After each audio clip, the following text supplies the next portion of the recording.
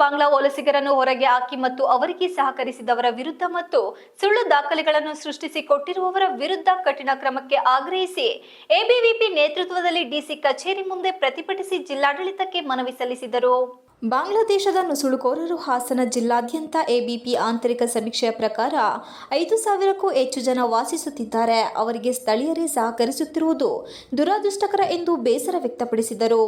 ಅದಲ್ಲದೆ ಅವರಿಗೆ ನಕಲಿ ಆಧಾರ್ ಕಾರ್ಡ್ ನಂತರ ಮಹತ್ತರ ದಾಖಲೆಗಳನ್ನು ಸೃಷ್ಟಿಸಿಕೊಡುತ್ತಿರುವುದು ಮತ್ತು ಇದಕ್ಕೆ ಪ್ರಭಾವಿಗಳು ಮತ್ತು ಸರ್ಕಾರಿ ನೌಕರರೇ ಸಹಕರಿಸುತ್ತಿರುವುದು ದೇಶದ್ರೋಹ ಪ್ರಕರಣವೇ ಸರಿ.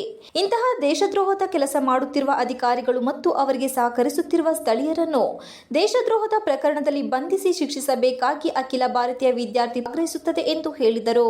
ಪ್ರತಿಭಟನೆಯಲ್ಲಿ ಎಬಿವಿಪಿ ಮುಖಂಡರಾದ ಶ್ರೀನಿವಾಸ್ ಸಾವರ್ಕರ್, ಜಿಲ್ಲಾ ಸಹ ಸಂಚಾಲಕ ಸಿ ಭರತ್, ಜ್ಞಾನ, ಅದಿತಿ, ಮನೋಜ್ ಸೇರಿದಂತೆ ನೂರಾರು ಜನ ವಿದ್ಯಾರ್ಥಿಗಳು ಪಾಲ್ಗೊಂಡಿದ್ದರು. Srinivas, TV 46 Malenadu news, Hassan.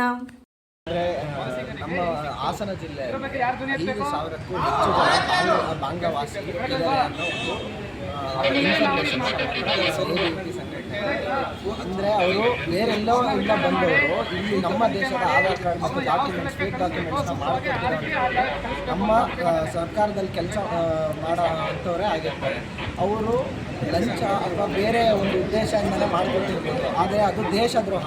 ನಮ್ಮ ಮನೆಯೇ ನಾವು ಮಾರಿಕೊಟ್ಟಂಗೆ, ಅಂದರೆ ನಮ್ಮ ವಾಸಿ ಜೊತೆಲಿರೋಂಥ ಅಣ್ಣ, ತಂಗಿ, ತಮ್ಮ, ಅಕ್ಕಂದರು ಅವರೆಲ್ಲರಿಗೂ ದ್ರೋಹ ಮಾಡಿದಂಥ ಕೆಲಸ ಇದು. ಅವರು ಇವತ್ತಿಲ್ಲಿ ನಮ್ಮ ದೇಶದಲ್ಲೇ ಬಂದಿದ್ದಾರೆ. ಸಾಲದಕ್ಕೆ ಇನ್ನು ಬೇರೆ ಯಾವ ಥರ ಕ್ರಿಮಿನಲ್ ಆ್ಯಕ್ಟಿವಿಟಿಗಳು ಅವ್ರು ಮಾಡ್ಬೋದು ಅಂತ ನಮಗೂ ಗೊತ್ತಿಲ್ಲ. ಇವತ್ತು ಅಲ್ಲಿರೋಂಥ ನಮ್ಮ ದೇಶದ ಜನತೆಗಳಿಗೆ ಏನಾಗಿದೆ ಅನ್ನೋ ಉದಾಹರಣೆ ನಮಗೆ ಇವತ್ತು ಸಿಕ್ಕಿದೆ. ಇಲ್ಲಿರೋಂಥವ್ರಿಗೆ ಆ ಥರ ನಾವೇನೋ ಧಕ್ಕೆ ಮಾಡಿಲ್ಲ, ಅವ್ರಿಗೆ ಆ ಥರ ವರ್ತನೆ ನಾವು ಮಾಡಿಲ್ಲ. ಇದು ನಾವು ಭಾರತೀಯ ಜನರು, ಅವ್ರಿಗೆ ನಾವು ಯಾವುದೇ ರೀತಿಯ ಒಂದು ಹಾನಿ ಉಂಟು ಮಾಡೋ ಅಂಥದ್ದು ನಾವು ಏನೂ ಮಾಡಿಲ್ಲ. ಅವರು ಅಲ್ಲಿ ಎಷ್ಟು ಹಾನಿ ಉಂಟು ಮಾಡಿದ್ದಾರೆ ಅನ್ನೋದು ನಾವು ನೋಡಿದ್ದೀವಿ. ಇಲ್ಲಿ ನಾವು ಯಾರೂ ಹಾನಿ ಉಂಟು ಮಾಡಿಲ್ಲ. ಇಲ್ಲಿ ಅವ್ರು ಬಂದಿರೋ ಉದ್ದೇಶ ಹಾನಿ ಮಾಡೋಕ್ಕೇನೆ. ಅದನ್ನು ನಾವು ತಡೆಗಟ್ಟಬೇಕು.